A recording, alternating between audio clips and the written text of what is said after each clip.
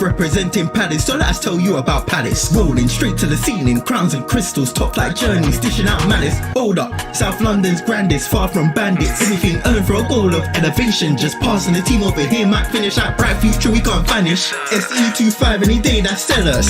Rev up the engines, no more reverse reactions, fan cams, bands on stream. Share up the team, support the dream team when Eagles fly, make noise and scheme. Dare to dream or dream to dare, taking a step to become supreme.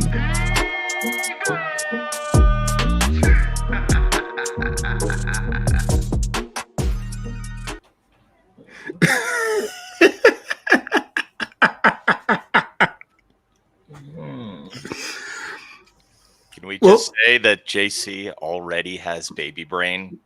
Already. It's not his fault, actually, Tim. It is not his fault.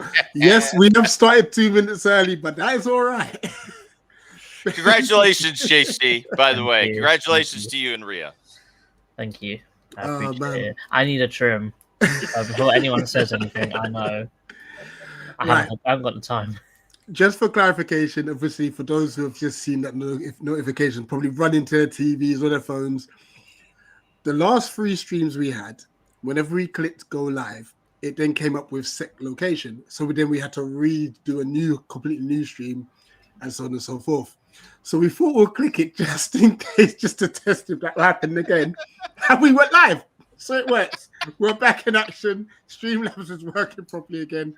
And welcome to the Palace situation, the Palace saga, however you want to say. JC, welcome back. Congratulations once again to you and Ree. I will be there next week to see my godson. How are you doing? I'm good. Trying to talk football with someone that can't talk back to you is a long day. But yeah, I'm good. To be fair, I feel like I've missed out a lot on what's actually happened because, you guys will talk about transfers and this and that. And I've just not been involved in it at all, which is a bit strange. But, the videos you guys putting out are good anyway. So maybe you guys can take over Transfer Weekly. Yeah. No, honestly, like we've always appreciated what you and Ree do, and it's a well-deserved break. Even today, I was like, no, your paternity doesn't. I'm just saying, I'm back for today because who's going to be on your ones? And Rihanna's got people over, so I can run away. I was like, paternity is not an end doesn't end till next week, so obviously we want you to enjoy the moment, and obviously officially as well, tomorrow will be your first Father's Day as well. Yeah, I did it just on time, didn't I? Indeed. Now, I have said after I go out for my Father's Day, whatever, I'm sitting in front of the telly and watching the FA Cup final from 0 to 90 once again. Happy 1 month anniversary, Palace fans. Come on. But we are also here joined with Tim, and we should have Bobby Manzi on his way shortly as well. Tim, how's it going? It's going well. Yeah. I mean, one month ago, I was reminding people here in the States yesterday. I don't know if this is true in the UK as well, but it is true here. The FA Cup channel put up the full match on YouTube, so it is available. So I'm just telling people, hey, you know what? Go watch it. It's available on YouTube. It's for free. Go watch it forever. I hope it stays there forever. So yeah, all good. You might want to download it just in case. Yeah, that's a fair point. That is a good shout. That is a good shout. Let's address a few of the comments because some of you are here early. We've got a very, very, very big agenda. Am I back on comments? Just for today. Because I'm going to message Bobby. Big up CPFC Sean. Yes, I am back, but just for today. Big up Andy. Big up Lefty. I'll say big up Tim, but he's sitting right here with us. Big up Durfez. I appreciate it. Big up Alan. Big up Cozy. Big up Mitch. I know we're focused on UEFA issue right now, and I'm concerned about Woody Johnson being in the frame again. That is a part of our discussion. Worst NFL owner, and it's not even close. Disaster if it happens. Alex is still on cloud 9. Drewski96 says, Bun UEFA Palace got their pot fair and square. Big up Mary. Is the semi-final on there as well? The semi-final was a better game, but obviously the final meant more. To be fair, I'd watch the both 90s again if I could. But it was on there, Mary. The full match was. So Big up Earth, big up Damo, big up Northampton Eagle, and finally big up Callum. Yes. All right. So, I mean, let's start off with something non-UEFA focused, because I know we do definitely want to hear from Bobby. You know, Walter Benitez. I can't remember. It is. yeah. We're signing the goalkeeper as it stands. He's obviously having his medical. Well, as of yesterday, was having his medical. 32-year-old, very experienced from PSV. I'm not mad at this at all, because we're going to be in a load of competitions next year as it stands. And the thought of Remy Matthews being our number 2. Tim, first, we'll start with you. Like, what's your thoughts on this? I like it a lot. I mean, you know, it wouldn't be Palace if it wasn't a backup or first team goalkeeper on a free. You know, we love a free goalkeeper. And you know what? I mean, I think this is a great move. Lots of experience. Plus, we need to give Owen Goodman and Joe Whitworth as much time as possible to get seasoned. So I love this idea. You know, 32 years old, very experienced, Champions League experience. He'll be on big wages. Who cares? Who cares? Good, solid backup. Love it. Absolutely. What's your thoughts on this potential signing, JC, of Walter Benitez? I mean, the last 2 goalkeepers we got on a free have turned out pretty well in Sam Johnstone and Gaeta. So to be fair, I'm not really too mad at it. Don't know much about him, to be fair to you, but if he's 32, he's had quite a lot of European experience at PSV. From the little amount of research I've done, he seems to be pretty nice with his feet as well. Which, you know, I'm not saying Henderson's bad with his feet, but I'm saying that it's nice to have someone that can use their feet pretty well. So overall, if it's free and it's on decent enough wages, then I don't see any problem with this. The only thing I did see is I saw some people reporting that he wants to come in and be number 1, but I highly doubt that. No one's gonna dispose Henderson. I'm not that mad at that mentality, though. Man, that's not the mentality, but I don't think, in my eyes, I don't think Henderson goes anywhere. Yeah. No chance. Right, we want to say a massive thanks and a massive welcome to Bobby MANZI, who, as you can see, is probably dressed up. He's going out for dinner, so we'll have to be mindful of time as well. Bobby, how's it going? Just back from the England press conference and training session.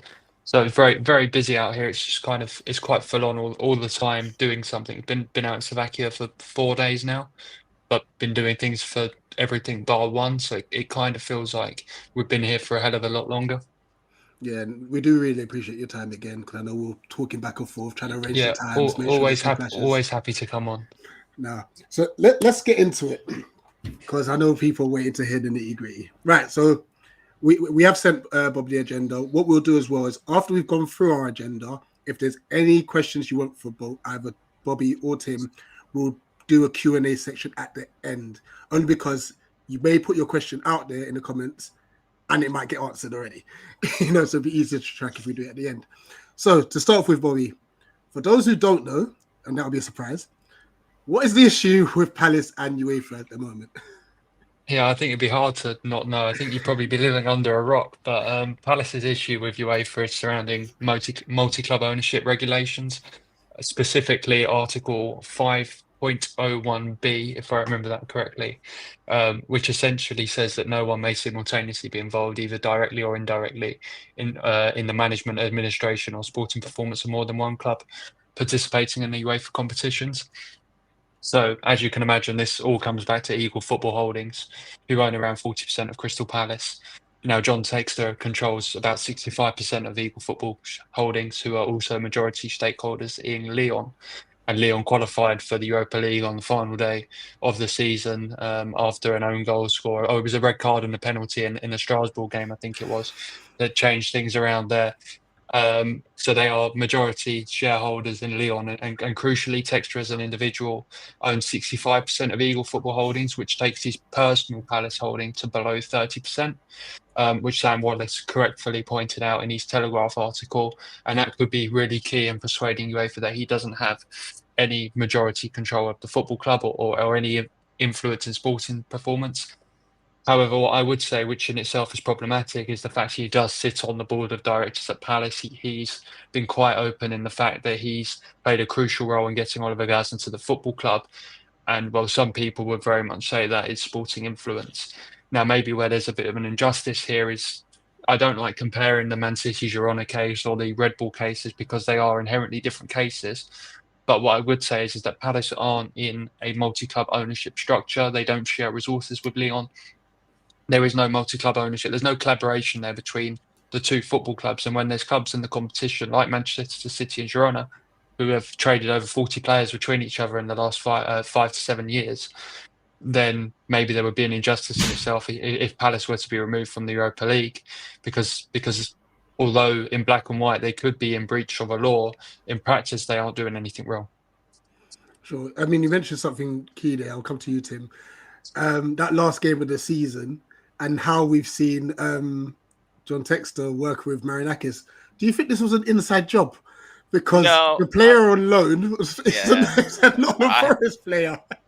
I know. I don't think so. And we can get into some of the machinations that Marinakis went through, which I do think that we're going to get to that a little bit later. I do think that is instructive as well. But just to pick up on something that Bobby said there about influence, one of the key phrases here is decisive influence. Decisive influence is one of the key phrases. And decisive influence, by the letter of the law, correct me if I'm wrong here, Bobby, but if you have over 30% of shares outstanding, you generally are considered to have decisive influence. The size of your shareholding matters. In this case, though, the size of Textor's shareholding compared to his actual say in the club is very different. And we can get into how, and rules are rules and so on and so forth. But it is a structure that I think is different. It's probably not completely unique to Palace, but it is an explanation. Maybe not an excuse, but it certainly is an explanation. Nah, I don't think it's an inside job here. But we'll talk a little bit more about what Marinakis did, because I do think that is important, and it is potentially a get-out-of-jail-free card for Palace based on what he did. Absolutely. Just to pick up on what Tim said, I think he raises a really good point about Palace being a unique ownership structure in itself, because essentially no matter who holds what amount of the shareholding, the power resides with Steve Parish. So he's running the football club on a day-to-day basis. When there's votes at board meetings, if it's ever tied, which is very rare because Blitzer and Harris will always side with Parish, or as I say always, not necessarily always, but as a general rule of thumb, 9 times out of 10 they will side with Parish. So, and even if it was split, Parish gets that final deciding vote at the table. He is the man controlling the football operations on a day-to-day basis, alongside which was Dougie Freeman, Ben Stevens, and Ian Moody. So yeah, Palace is very, very unique in itself, and I would say that Textor doesn't have a big control in the management, administration, or sporting performance of the football club. And as we mentioned already, Palace is quite a unique and different situation to all of these other clubs. And you just hope for Palace's sake that they find a way around it, because I think it would contradict everything UEFA stands for if they were to kick Palace out of the Europa League. They're meant to promote football. They're meant to promote stories like this. This is the story that everyone should be like, wow, this is what football's about. This is why everyone loves football. Decisions like this should not be made in a boardroom. They should be made on the football pitch, and Palace should get their reward for winning the FA Cup. Indeed. JC? I mean, what else is there to add on to what these guys have said, really? But from what I know and from what I've read on social media, on reports, is that he has 45% of the club, but none of the shares are actually controlling shares, so he wouldn't actually have that much say in it anyway. Because I know that Parish, even though he's got the smallest amount of the club, let's say, he's probably got the biggest say in what actually happens to the club. So hopefully UEFA will take that into account. Yeah, and there's, just to build on that, without going too far down a technical rabbit hole, there are 4 classes of Palace shares: A1, A2, B1, B2. And so Texter owns a big chunk of shares that are not voting shares. He owns some voting shares, but he owns a lot of non-voting shares. And this is why it's so weird. He has a bunch of shares out, like he has a huge percentage of shares outstanding. But of those shares outstanding, there's a big chunk of them that are not voting shares, and he owns a lot of those. What Steve Parrish owns are all voting shares, and he happens to control this entity inside the business called Palace Holdco. And Palace Holdco is, I don't know what exactly the golden share is, but Palace Holdco is the one that where all of the controlling shares are, the ones that have the most votes. And that's why, roughly, this is my understanding of it. Please don't, if you took me to court, I couldn't prove this definitively, but I think this is right, that he is the one that votes those shares. And so he's always going to have what Bobby said. He's always going to have the deciding vote. Always. Okay. No, very interested to hear that. Moving on, I'm going to put these two together because they're both about the blind trust. So first question is, why was the blind trust deadline moved? And then second, had Palace moved into a blind trust, as other teams have been doing so, what would have happened to our sales process in the future? Yeah, so I think that why is quite an easy one to answer. Essentially, that 1st of June deadline was becoming too tight for clubs to go through the checks that UEFA needed to put in place, and so they had to move it forward. My understanding of it was, although the deadline was the 1st of March, there was a soft deadline. So that was almost a soft deadline, and there was an actual deadline a little bit later along the line where UEFA were given a little bit of leeway. But it wasn't as late as that first the June deadline as previous because as I already mentioned, it was becoming unmanageable for clubs to go through the correct and proper checks. Now, if Palace had moved into a blind trust, my understanding of it is that with Textor's shares in a blind trust, it would mean he wouldn't be able to sell while they were in there.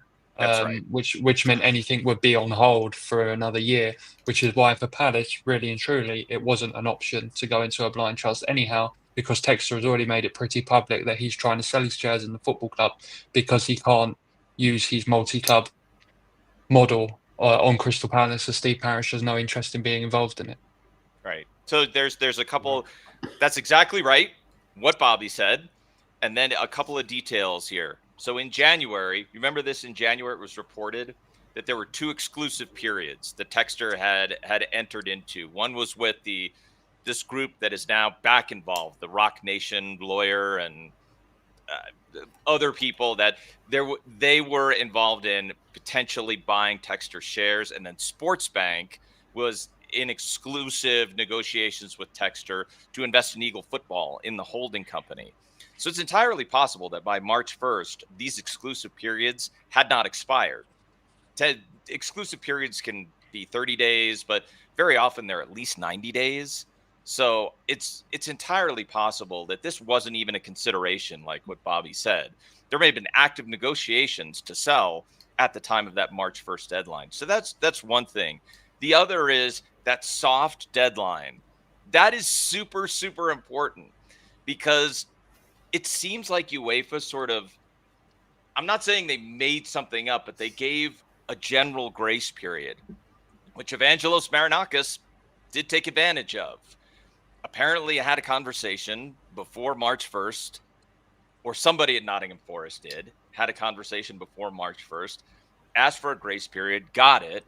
So when he filed his blind trust, which he did on April 29th, and it had to be filed by April 30th, the next day, and suddenly he was no longer in control. But as of, let's see, they just filed this at Company's House. On Thursday, he is back. He's back, baby. He's back in control. So these blind trusts are really just a bit of paperwork, and they can be revoked essentially at any time. And now that he doesn't need it, go ahead.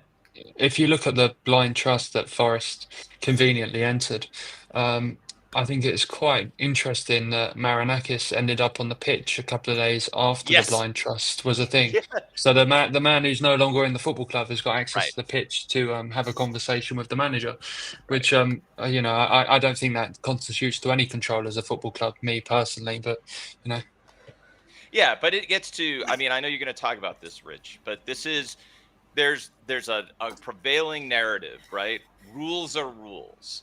And just the thing that Bobby pointed out, I want to double underline it because it's so important. There's this deadline, but not deadline. If there's a deadline, but not deadline, rules are not rules. We should be clear about that. That's the bit that worries me. The rules are rules segment and stuff. But what's your take on that? Actually, let's go into that. The rules are rules segment, because that's what I'm guessing Nottingham Forest are trying to argue. Surprisingly, there's a report saying that Brighton are not even going to bother. Are rules rules? Because obviously for us, when you look at it, March 1st, we're walking out against Millwall. And I think we're 12th in the league at the time. We have no idea. You know, we'll be putting our shares into a blind trust out of hope rather than expectation. So can UEFA screw us over in that aspect? But I mean, they can screw you over in that aspect. So I think that's entirely possible, because essentially, this is why I've tried to stay out of it. I have expressed an opinion on Twitter, but in terms of writing the news and things, I've tried to stay out of it because you're essentially second guessing a verdict from lawyers now. Palace have made their case. They're in dialogue with UEFA, but it goes further than that. The decision is down to UEFA's lawyers. They will hear Palace out. That they had the summit in Switzerland. They will look at the case on its merits, and then they will make their decision, and that decision will be communicated. But there's really no point trying to source whether Palace are confident or not, because they are just second guessing how that meeting's gone and how UEFA feel, what side of the bed UEFA wake up on, as to what extent they want to apply those rules to. Yeah. So I think it's very difficult to say, oh, Palace are going to be kicked out of Europe, Palace are going to be fine, because actually no one knows what decision UEFA are going to come to. But I do agree with you on the sentiment that, well, yes, rules are rules, obviously, but nobody has been playing by the rules anyway. So why should Crystal Palace be the club that are made an example of? And this is crucially, multi-club ownership rules were not brought in place for this reason. It wasn't to expel a club like Palace from Europe. Multi-club ownership rules were brought in place out of concern for potential match fixing and what that could do to the game. It wasn't brought in place for this. You know, I think it would be a massive misuse and misapplication of the laws if they were to expel Crystal Palace from European competition. Yeah, I couldn't agree with that more. I mean, I think that is, I think that's spot on there. We should also just quickly on the timing of this. So the way this works, Rich, is the first thing that happens is you get a referral. The way the UEFA rules work is there's a referral in. You know, Palace missed the deadline. So, and you know, the first line of regulators at UEFA say, Palace missed the deadline. We're going to refer this. And so then there is a referral. And that referral is what leads to the meeting in Nyon, right? And now Palace has come in, made an argument, and that argument now is heard by a separate body within UEFA, which is on the, I think is it competition and finance? It's the finance-oriented body.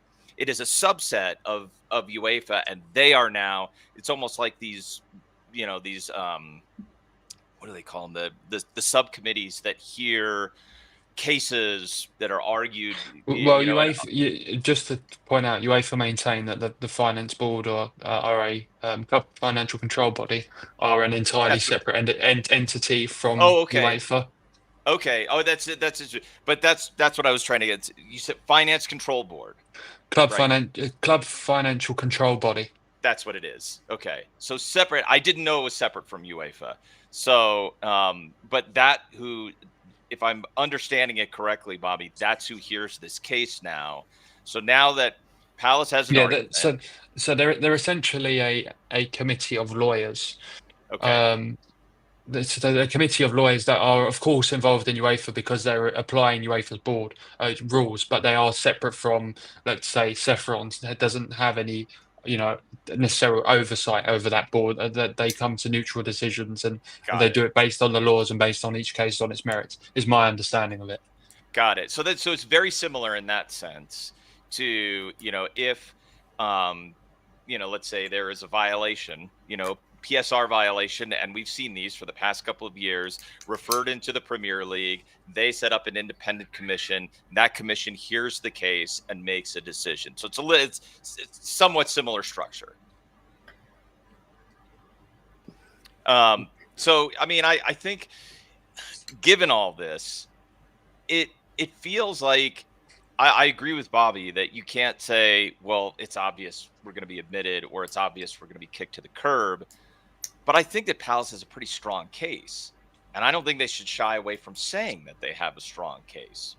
But yeah, I think the biggest argument for me is the rules are rules argument really doesn't fly here. Not just because of the past, because of the Red Bull teams, because of Manchester City and Girona, because of all these other multi-club situations where you found a way to compete in the same competition. It is this soft deadline. Deadline changes. Now we go back to March 1st, but we don't really go back to March 1st. At minimum, I think Palace can make a very compelling argument to say, like, well, we should get at least a grace period here, and maybe even just provisionally we should be allowed unless, UEFA can prove that we don't deserve it on the legal merits. So I think they have a strong argument. Okay. We're going to go into a whole aspect. I want to ask really regarding like what could happen after decisions made, but just quickly for everyone in the chat, it's funny because we initially were going to discuss Nottingham Forest, but then we thought, we don't know what the contents of this letter is, to be honest, and I think it would open a massive can of worms, and I don't think it would help Bobby whatsoever if he has to share his thoughts on it when none of us know what's going on. So apologies if that's something that obviously comes up as a question in the chat and stuff, but we've also got to protect Bobby and his brand and what he's doing because he's been kind enough to join us today. But let's talk about, let's just say if we win and we get into the Europa League, or if we don't make it, would there be a CAS verdict going forward? Like, would one team, whether us or Forest or even Brighton, to that state, decide, you know what, we're going to go to the CAS? I'm not entirely sure about Forest or anyone like that raising it even, should I say, with the Court of Arbitration for Sport. I'm not sure how logistically that would work. It's not something I've done a lot of digging on, if I'm brutally honest. But my guess in terms of Palace would be that they would be able to raise it with the Court of Arbitration for Sport, because it's a higher body in theory. But I'm not actually certain on the logistics of that. Okay. But I'm guessing if that does happen, that's going to take another couple weeks, couple months. Well, that's the thing, right? If when you start taking things to the Court of Arbitration for Sport, these processes run for quite a long time. So you could be looking at the Europa League starting without actually having a verdict. So I'm not actually sure it's feasible as such, but I don't know the logistics. I'm almost guessing now. I mean, it's. They don't have to, if there's an open question like this, I believe UEFA has the right to remove Palace from the competition as long as this is under consideration in CAS. But I hope it doesn't come to that. And am I right that at least the UEFA website today, in terms of Europa League participants, that I've got the app and it's got us there. and we're there. So it's. I mean, I think this is one of those where possession is 9/10 of the law. I mean, maybe that's just here unique to the States, but possession is 9/10 of the law here. It does appear, and I'd be curious, Bobby, if you've heard from anybody at UEFA on this. They want Palace to be in. They do not want this at all. They would like this to go away and have Crystal Palace playing in the Europa League. That would be the preference. And that's the sporting merit side of it that they really want. I think so. I mean, it certainly seems that way, but they may not be talking about this yet. So, I mean, are they talking about it at all, Bobby? UEFA declined to make any comment of a case like this whilst it's ongoing. They don't want to interfere with the judicial process. All right. Which makes sense. So hypothetically, let's say we don't, they rule against us. Does that mean that they pick the runners-up in the FA Cup, or do they go in next league position, or how does that space get redistributed? It's not the runners-up. It's not the runners-up in the FA Cup because that European space stopped existing a hell of a long time ago. So it would go down in the league, yes. So you would see Forest be promoted to the Europa League and Brighton sneak into the UEFA Conference League.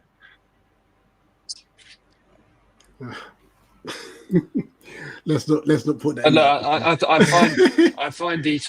I find this very interesting. So I want to read you two statutes from Article 2 of UEFA statutes.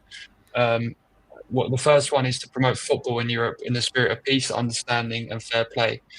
And the second one is that to promote, ensure that sporting values always prevail over commercial interests.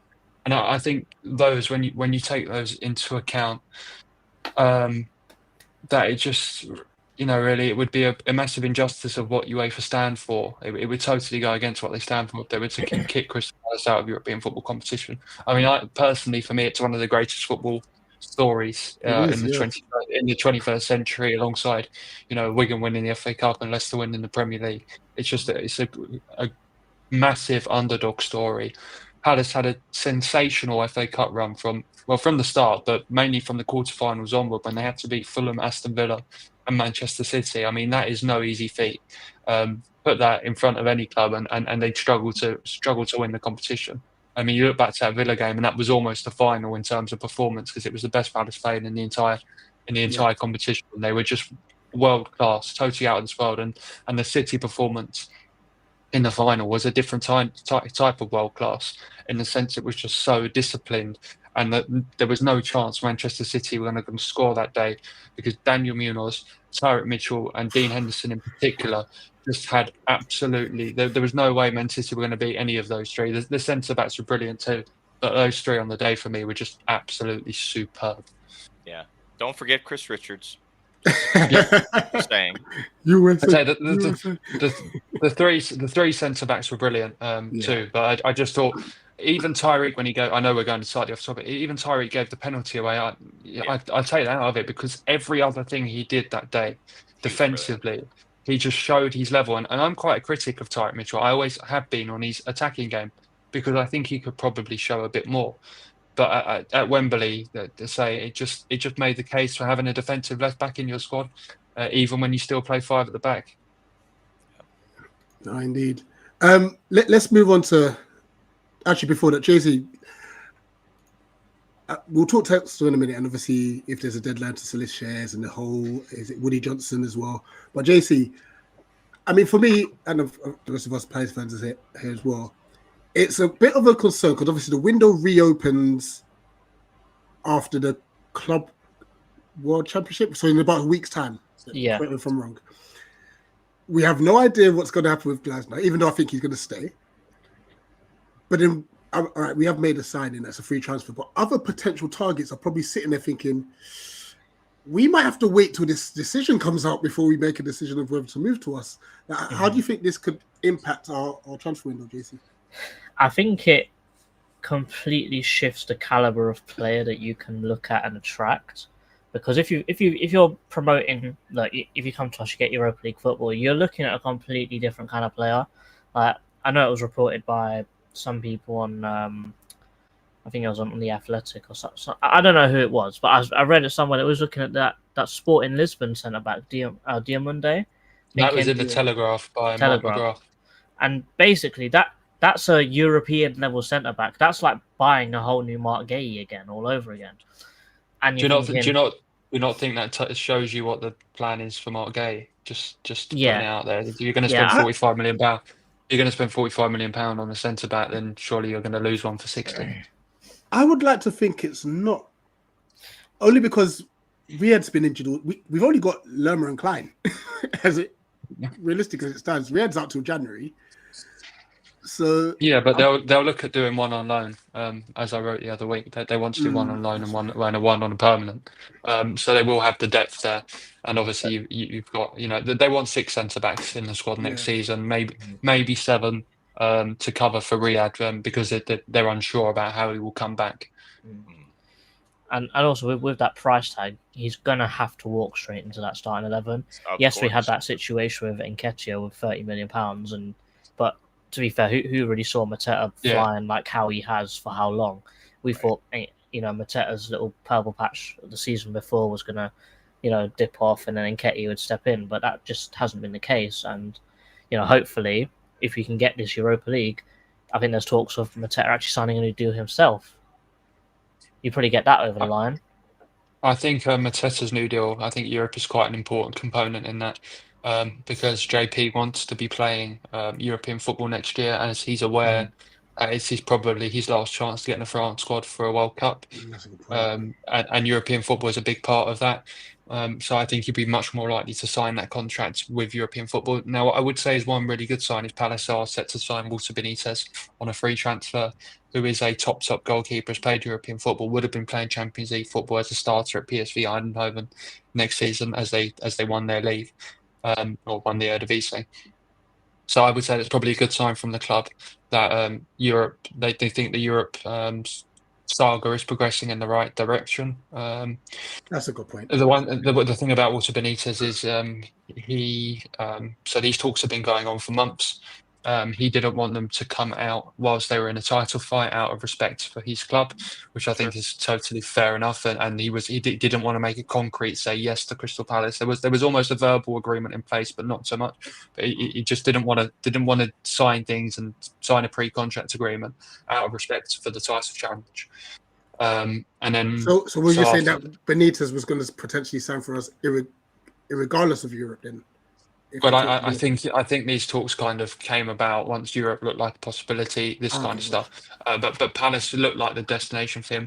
But of course, he's got the World Cup next year, and he wants to be in that Argentina squad. He wants to be in that Argentina squad. So playing European football for him will be important. You could almost see a dynamic emerging of Dean Henderson being the number 1 in the league to start with, and then Walter Benitez playing in Europe. But Walter Benitez, I mean, let's not beat around the bush. He is coming in to unseat Dean Henderson of the number 1 spot. Now, whether he will or not is another matter, but his objective is to become Crystal Palace number 1. Ooh, just on that, if I'm Dean Henderson, I'm thinking I want to play in Europe. Yeah. But I mean, game is game. We're going to have to upset a few people. There's no guarantee that Walter Benitez would play in Europe, but I think that almost would be a good resolution if you had, because Palace could play, if they went deep in all competitions, they could play around 60 games next season. Right. So there's a hell of a lot of football for everyone there, and Palace need to be reactive in the transfer window and sign a deep enough squad. They need another attacker, they need a midfielder, they need a left wing back, a right wing back, possibly. I don't think they will do a right wing back, however, because Caleb Kapora looks like he will remain at the football club and be that deputy to Daniel Munoz. And I think European football is a big boost for him because it means he can play a bit more often, whether that's in the league or in the cup. In the league or the Europa League. Yes, Daniel Munoz, I mean, he doesn't tire at all, but maybe if you play close to 60 games, you might see a bit more of a tired Daniel Munoz. And of course centre backs are on the hit list as well. Yeah. It's a great point. Right, let's move on to the last point before we have a quick Q&A. John Text, obviously, the reports are that listen, we know he's wanting to sell his shares for ages, but there seems to be a bit more urgency, and apparently he's dropped his asking price for about 50 million. Is there a UEFA deadline set for him to sell his shares? And what's the update regarding, is it Woody Johnston and Jimmy Butler? I'd just like to dispel this myth completely.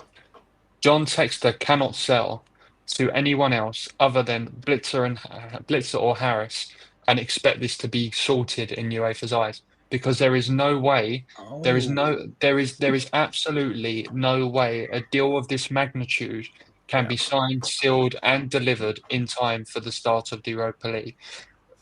100 billions of pounds this deal is worth. This takes any business, close to a year to do. So let's not just be saying that, oh yeah, Palace sell to Woody Johnson, it will be fine, because there is no way that deal gets sorted in enough time to satisfy UEFA. It's just impossible, or implausible, certainly. Impossible, well, nothing's ever impossible, but you get my drift. If he's selling to Blitzer and Harris, I would assume it would be a little bit easier, but even then you'd be hard pushed to get it done. As for an update on the sale, I think the reporting out there has been pretty solid on it. I think that there is a few interested parties. My question over Woody Johnson is he going to be happy to be a silent partner? No. Because No. well, exactly. Because if you are buying into Crystal Palace, I think Sam Wallace wrote it in his piece and he put it brilliantly. It's a term I've heard in football circles quite a lot. You are buying the most expensive season ticket in the Premier League, because the say you get for that shareholding is minuscule. And yeah, I'm not sure Woody Johnson necessarily be happy with that in the long run. But if he's happy to put his money up and sit there silently, I think it's probably less of a problem than some people make it out to be. But Woody Johnson doesn't strike me as that character. No, he's not. I mean, let me just, as the one on this panel who watches the NFL and who knows who Woody Johnson is, not only would he not do that, he would be a disruptive force. He's a horrible, horrible owner of the New York Jets. He puts in a lot of money. That is not the issue. That's not the issue with the New York Jets. The New York Jets are an expensive team, and Woody Johnson has put in a lot of money. It is a dysfunctional, toxic environment. They're a terrible NFL team. I want him nowhere near Palace. Nowhere near. My question would be, and then this is out of interest from actually talking to an American who sees Woody Johnson and what the culture he's created at the New York Jets. If the status quo was to remain the same and Woody Johnson essentially becomes Texter, just without the multi-club, would you still take issue with that? I would, because I don't believe that he wouldn't be in the press rattling cages. I mean, I think this would be my expectation, Bobby. You'd have to tell me. I don't know how it works on your side of the fence, but I know enough to know that there are these particular entities that have their press agents, they have their representatives, and they love to leak stories, and they pick their people to whom they want to leak stories. And I would bet that Woody Johnson would be a source of leaking all kinds of toxic stories when he is unhappy about anything going on at Crystal Palace. And I don't want that. I don't want us to be anywhere near that kind of. His money is not worth it if that's the attitude he's going to bring.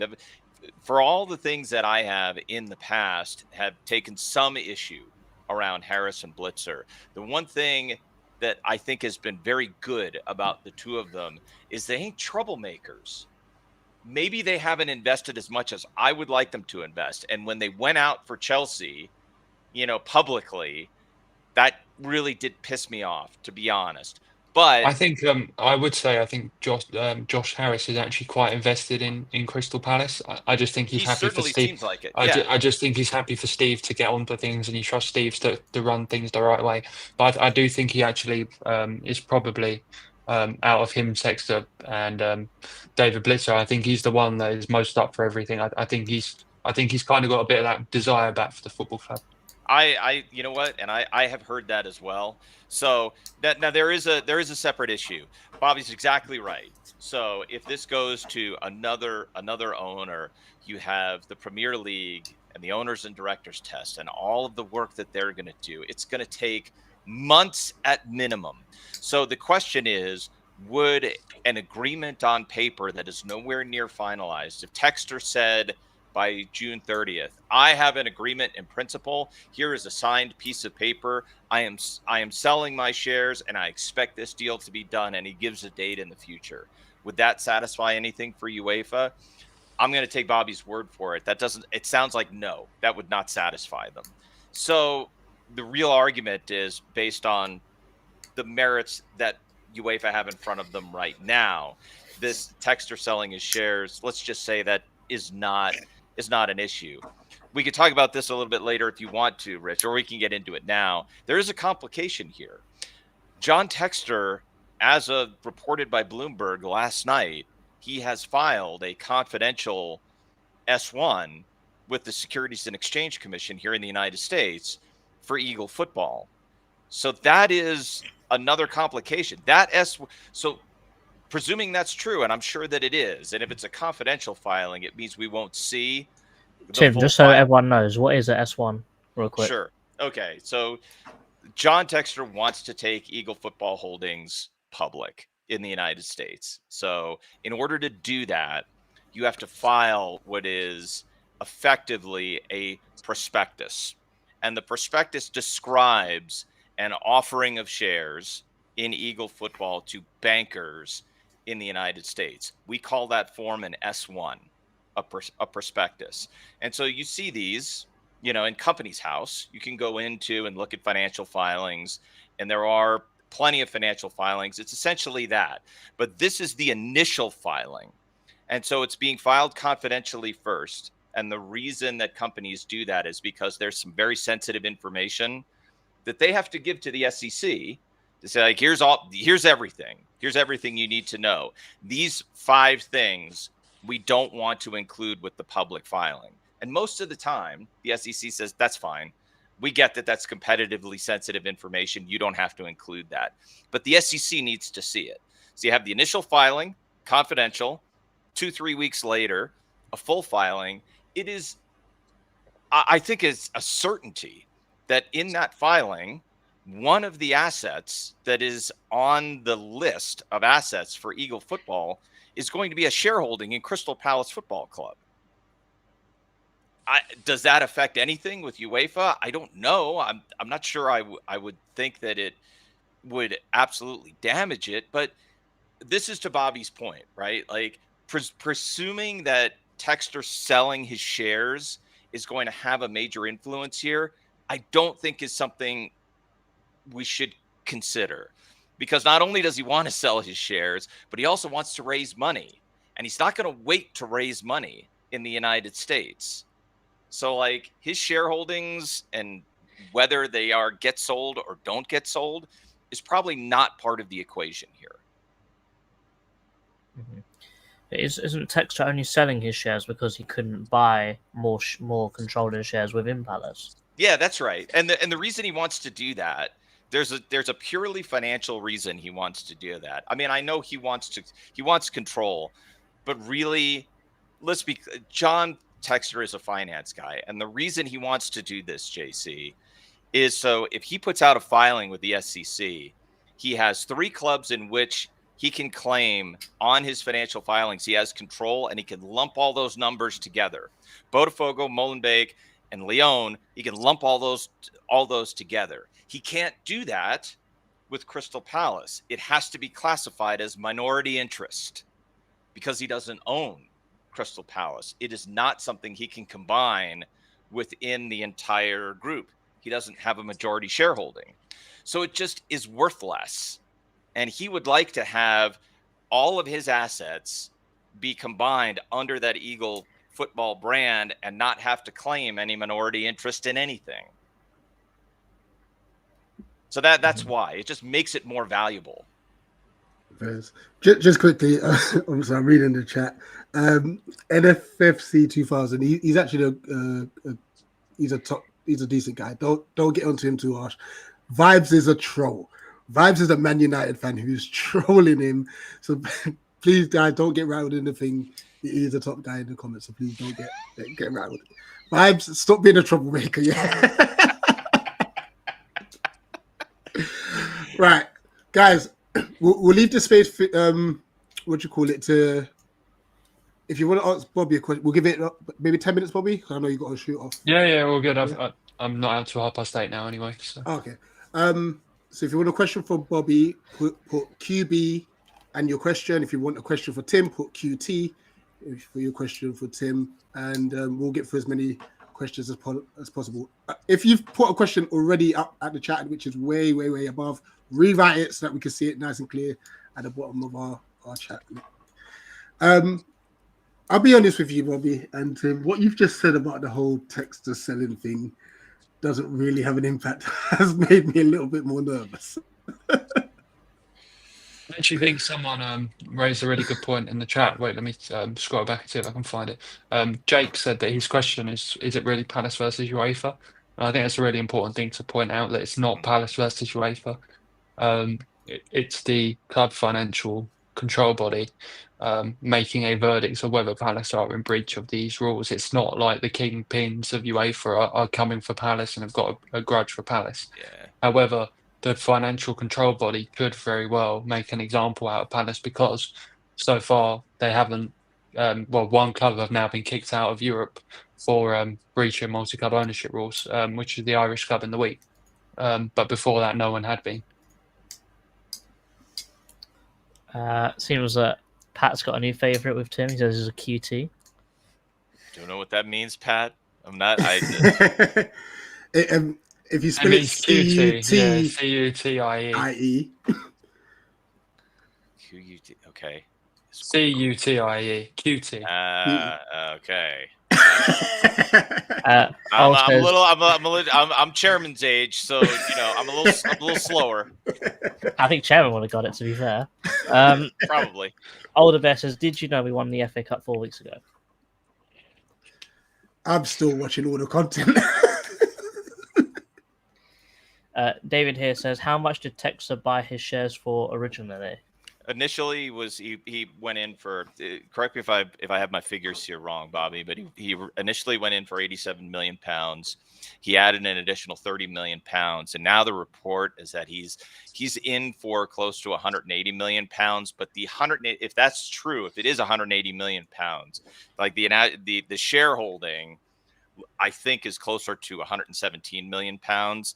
The extra would be capital calls for the main stand, which all of the owners are on the hook for. They also have a mortgage that they signed up for in order to help fund the main stand. But so it does appear to be well over 100 million all the way in. But I think for his actual equity buy-in, it was closer to 117 million. Tim, is Jimmy Butler the NBA GOAT? Come on. The NBA GOAT is, I mean, I'm going old school here because I was following the NBA in the 1980s. That's Larry Bird. Go look it up. Go look up Larry Bird. Larry Bird is the NBA GOAT. Jimmy Butler's great. Jimmy Buckets can play, but he ain't the NBA GOAT. Don't bring that. All I'm saying, Tim, I don't watch NBA.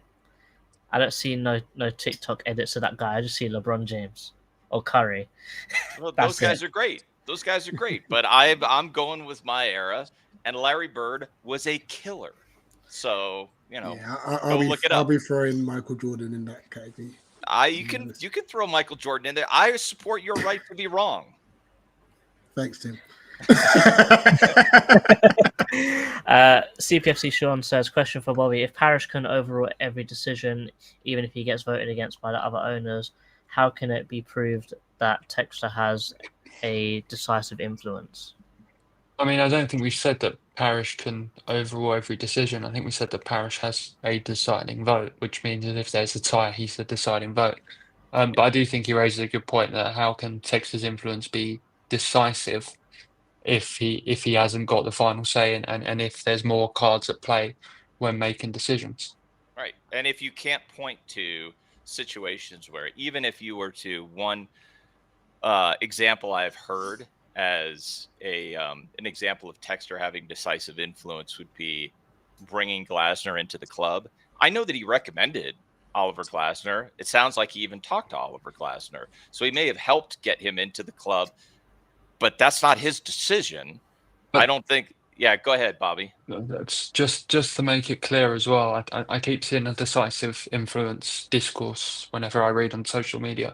But I would just read the UEFA law word for word again, because Palace are not being trialed on the whole decisive influence thing. The rule that Palace are being looked at is 5.01b, which says no one may simultaneously be involved either directly or indirectly in any capacity whatsoever in the management, administration, and or sporting performance of more than one club participating in a UEFA club competition.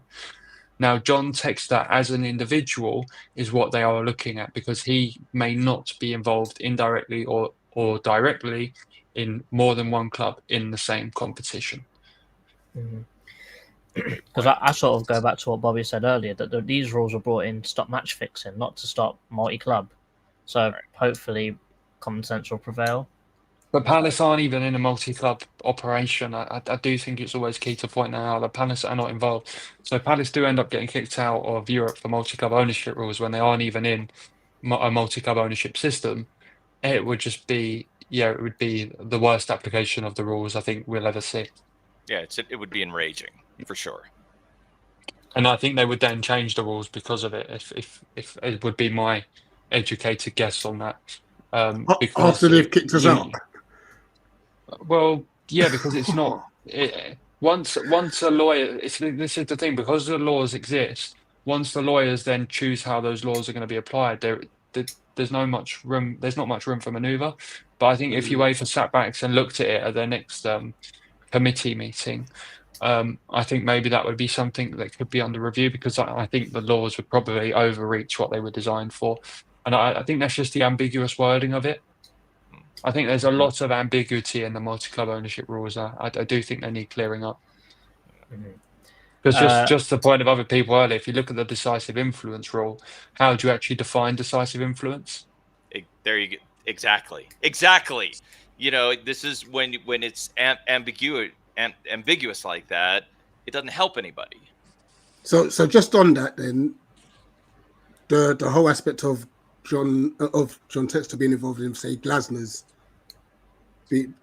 would that affect us? Because he's kind of had a. I get that argument being made, but it would only. This is where it's so fuzzy and maddening from my perspective. So I'll be curious how Bobby thinks about this. But surely there is a difference between going to Steve Parish and saying, "Hey, Steve, you need to look at this guy. I've talked to him. He's great. He can really take us to the next level." There's a huge difference between making a recommendation and hiring somebody. I think. Bobby's got this smile on his arm. I don't know. I mean, but the fact that personally, I think if he played as big of a role in Oliver Glasner's appointment as he did, or as he claims he did, I would say that is impact on sporting performance if I was being held at gunpoint and had to give a verdict on that. Because, I mean, if Oliver Glasner's not hired, Palace aren't playing European football next season. Well, that's true. But if Palace potentially don't stay in the Premier League if Oliver Glasner's not hired. I would say there's certainly a impact on sporting performance there. However, that being said, I think you do raise a good point that he wasn't the man who made the decision, or the final decision to hire him, and it just depends how far, what you define a recommendation as. I think it's a good point. So I'll make the other side of the argument, which is, so they consider Glasner. When they fired Vieira, there were 3 votes for firing him. They all took a vote, and there were 3 votes to fire him. There had to be 4. Whereas sacking Roy Hodgson was just a Steve Parish decision, as far as I am aware. Okay, that was a decision. Roy Hodgson leaving the club. Let's not call it a sacking, but the decision for Roy Hodgson to leave the club, whether it's sold as his healthcare or not, that was a Steve Parish decision. Okay, so then it follows, in those 2 instances, then it follows that either then Parish made the decision for Glasner, or there was a vote of 4, and 3 or 4 approved bringing in Glasner. So I hear the point, Bobby, but if there's 4 votes and Textor's only got 1, my only point here is that Palace has a case. They have a case. They have a relatively strong case to make. This is not open and shut, in my opinion. I'd like to think that Palace will play European football next season. Same. However, I won't make that concrete a concrete committal to that, because as I mentioned earlier, we would be second guessing a decision made by lawyers. Absolutely. But as I've said quite a few times, and I'll use the same word again, it would be an injustice if Palace were kicked out of Europe. 100% agree. Conscious of time, so we'll do only a few more. Ryan here says, are we still interested in Diouf? I'm guessing this is going to be the Senegalese one that had a really good game against England. I Well, guess yeah, that'll be for Bobby. if any Palace scout was watching that England game against Senegal at the City Ground, I think any interest might have been resparked there, because one touch cross, one touch cross, one touch cross, was all brilliant. game long. He just bombarded the England box. I just thought he was superb. So in terms of concrete interest, no, I haven't heard anything. I haven't heard that they're going in with a bid. There is one player in that position that they are looking at that I'm aware of, and it's not Diouf. However, as with these things, they do have a long shortlist for every position, because you don't always get your first target. I don't think they'd be totally averse to maybe bringing Ben Chilwell back, but wages would be an issue. But yes, it's just going to be one we're going to see how it pans out on the left wing back position. But yeah, Diouf is certainly a player they wanted to do in January, but with Slavia Prague having lost, I think it was 3 players for big money in that transfer window already, they just couldn't afford to sell anymore. So they drove that price right up and massively outpriced Palace. So it'd be interesting to see if they do go back and do that one. I'm sure Palace had scouting eyes on that game between England and Senegal, and we will see what happens next. Question here from Andy. Direct or indirect, can these owners that put shares into a blind trust still have a say in any legal loopholes? I don't know, Bobby. I mean, that's a hard one. I mean, is it what you said earlier feels like answers that question? Is we saw Marinakis out on the pitch having, let's politely call it, a conversation with Nuno. So clearly it's not that ironclad. Question for Rich: what is your favorite flavor of popcorn? I do like salt and sweet mix. To be fair, that is all the questions, I think. Animal said he had one for Bobby, but it might be earlier up in the chat if you want to end on that. Yeah, did they have any consideration at all for the cup final? Can you see that? Going up. This one? No. No, from Animal. It's just under CPFC Sean's question. Here we go. Any consideration of the cup final, change of deadline? I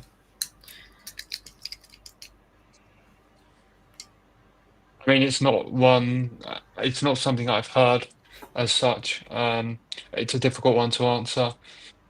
I think you raise a good point that how can you make these arrangements if you don't know if you're going to be in European football, because Palace had just played Millwall at the time, or they played Millwall on the day of the deadline. But what I would say, I don't know, this has stumped me. What I would say, however, is that if the rules are in place, the blind trust loophole shouldn't really work, but UEFA just allow it to work. Yeah. And Palace wouldn't have been able to put their shares into a blind trust anyway.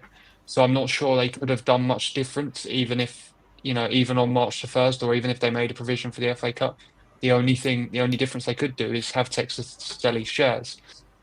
But Textor wasn't prepared to sell below what he valued the club, which is significantly above market value. So you're dealing with businessmen who are trying to get as big a return on their investment as possible, and you're dealing with another businessman who's trying to lowball him. So you're just at a stalemate, and I think that probably would have remained even if Palace knew on March the 1st that they'd be playing in European football, if I'm brutally honest. Yeah. So rules aren't really rules. Again. I mean, Tim, I think you said it. Rules are rules if everyone follows the rules. Right. But rules aren't really. I mean, they are, except that they're not. They're rules except when they're not. Life. Well, I think we're all good here. I know Santi said, where do we submit the questions? I got a question bacon. If you want a question for Bobby, it's QB. But a question for Tim, QT. Be quick, because we're about to wrap up. Yeah, we're about I have to address this from NFCC. It says I look like Colonel Sanders. If only I had the fried chicken recipe. If I had the fried chicken recipe, I'd take it. I'd take that. As Santi's just messaged me, he's an execution. He goes, "It's not an appropriate question." All right, well, I'd we'll quite like answer to that know what the, off I'd there. quite like to know what the question is now. Santi, if you're listening, WhatsApp me the question. I'll see if I can read it out. If it's outrageous, we'll do it off stream. Man, I guess, listen, we're going to Someone else said they had a question as well. Mitch Blank.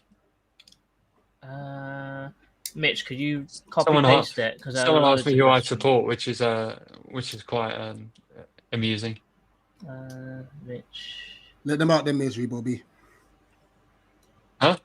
Let them out their misery. Put them out of their misery. Yeah. I'm a totally neutral journalist. I couldn't possibly say. I think it's quite obvious who I support, I must admit. He's a Millwall fan.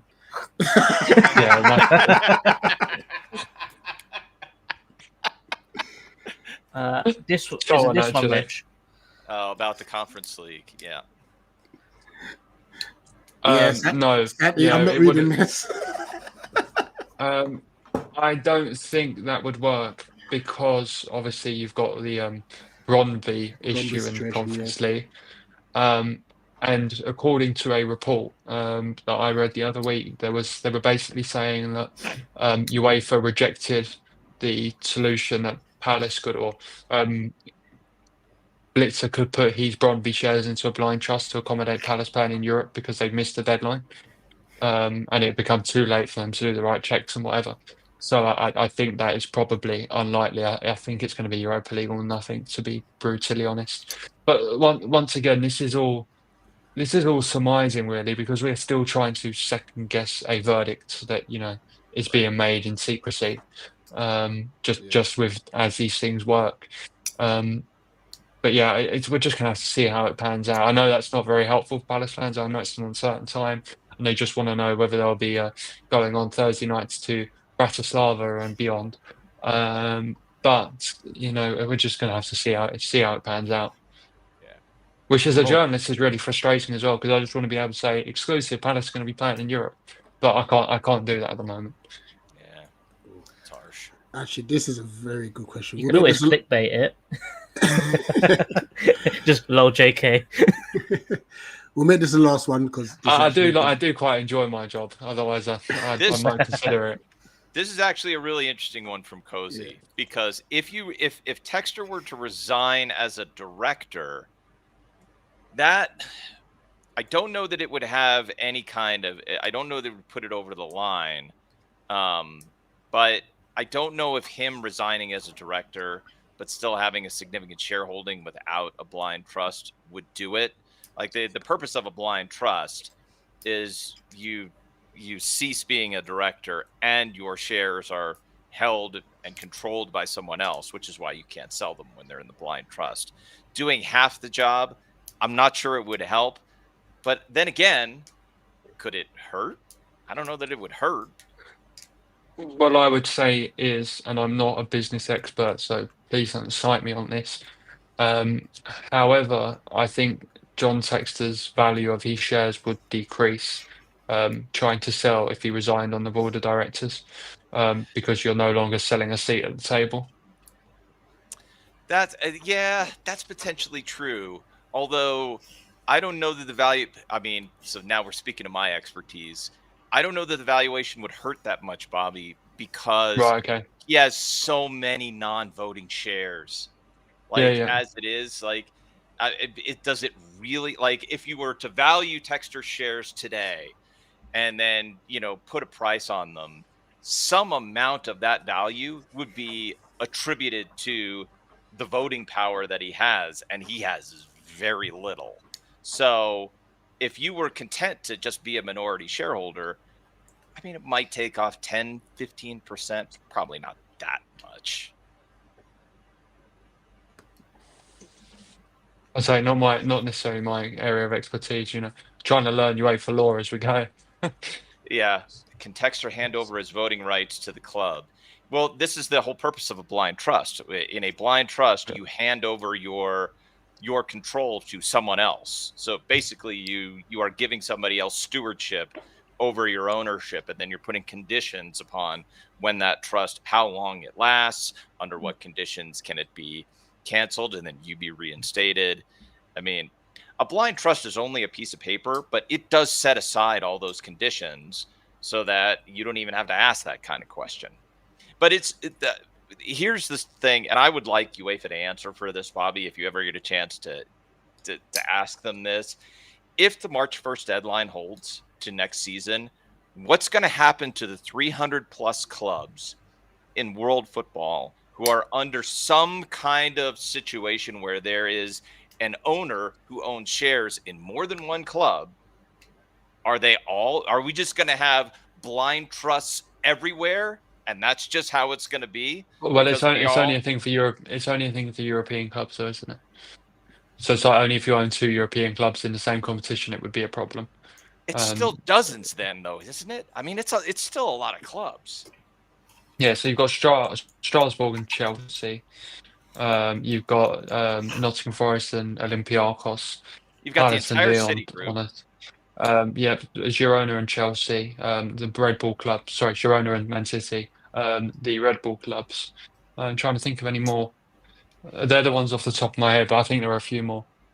But there's an increasing movement towards owners buying shares in clubs in multiple leagues. So this is going to be an ongoing issue.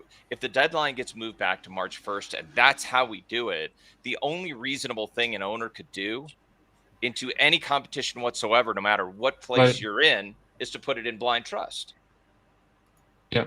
Brighton USG was a good shout as well. That I'd forgotten about. Yeah. That's a good shout. Yep. CPFC Sean says, "Can you glad football buy Texas shares? I'll chip in a $5." I mean, we're gonna have to have some very rich helpers in a GoFundMe. we will try. We will try. We will be there, guys. No, Tim, Bobby, thank you so much once again. I think a very, very insightful discussion. I don't think it's helped any of our nerves, but at least we know where we stand going forward. Obviously, I think we're looking at the June the 30th deadline with decision making. I think it'd be a bit earlier than that. Okay. I hope so. I think in an ideal world, they'd like to have it done before the qualifying draw, because then they can kind right? of, because then they can say, these are the clubs who are playing European football this year and that kind of stuff. So that would be in an ideal world. However, I don't know if they're going to time at the moment. Yeah. All right, we'll just have to wait and see. Tim, Bobby, once again, thank you so much. JC, welcome back Cheers for for having today. Appreciate Go it, back guys. to having your paternity, and we'll see you from next week Friday onwards. I will be gone. I'm just going to be in the background making thumbnails because that's all I can do at the moment. Nice. I was making them at 4 a.m. this morning. Whilst rocking baby. Yeah, man. Bro was sleeping. And I couldn't go to sleep because bro needs to be fed in like 20 minutes. I was like, no, I can't. 20-minute nap Bro is is long. sleeping. It's crazy.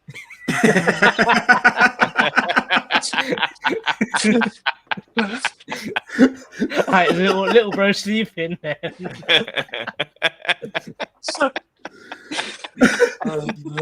Honestly, guys, on the way out, please just hit the like button. We really appreciate it. If you are new, please subscribe. Yeah. Check out Bobby's stuff as well. Yeah, 1,000,000%. Yes, Don't thank follow you, Bobby appreciate it. on Twitter. Make sure you do follow him. I know Tim doesn't have social media, but it's the Motley Fool Money. Go listen to we go. Motley Fool Money. Go listen to listen Motley to Fool Money. Like I think it's the 4th or 5th rated finance podcast in the UK. So go listen to that. Absolutely. And I think upcoming Monday will be Transfer Weekly episode 3. And then we'll see what comes of it, innit? Enjoy your break, innit? Come on, Palace, please make the Europa League. I want to sing the song. Up the Palace. Up the Palace. Eagles. Eagles.